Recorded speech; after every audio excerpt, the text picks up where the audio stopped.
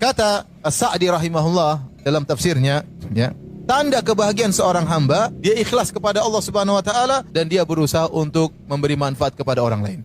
Seorang yang paling bahagia adalah orang yang mengumpulkan dua perkara ini. Dia ikhlas kepada Allah dan dia berusaha memberi manfaat kepada orang lain. Sekarang kita bicara ikhlas. Orang ikhlas itu apa? Orang yang tidak mengharap pujian orang lain.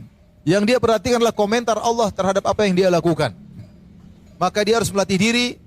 Perhatikan niat dia, saya lakukan ini kenapa? Karena Allah. Saya umrah kenapa? Apakah ingin agar dipublish, untuk diposting, atau karena Allah? Harus perhatikan niat. Saya ikut pengajian di sini kenapa? Karena Allah. Karena saya ingin dapat pahala dari Allah Subhanahu wa taala. Kenapa saya kumpul sama kawan-kawan untuk pergi ke anak yatim? Karena Allah. Bukan untuk kemudian dipublish bahwasanya kita ibu-ibu, ya, sosialita kemudian gini, enggak.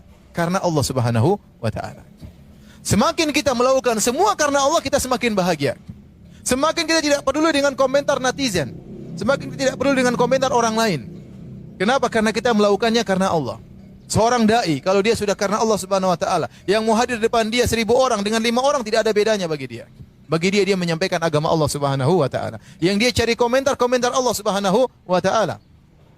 Bukan banyak sedikit pengikut, dia tidak pedulikan. Yang dia pedulikan, yang saya lakukan benar atau tidak. Mau orang marah, mau orang merendahkan, tidak peduli. Ya. Kenapa? Karena dia lakukan semua karena Allah Subhanahu wa taala. Dan ini harus kita latih agar kita ikhlas. Semakin kita ikhlas, kita semakin bahagia.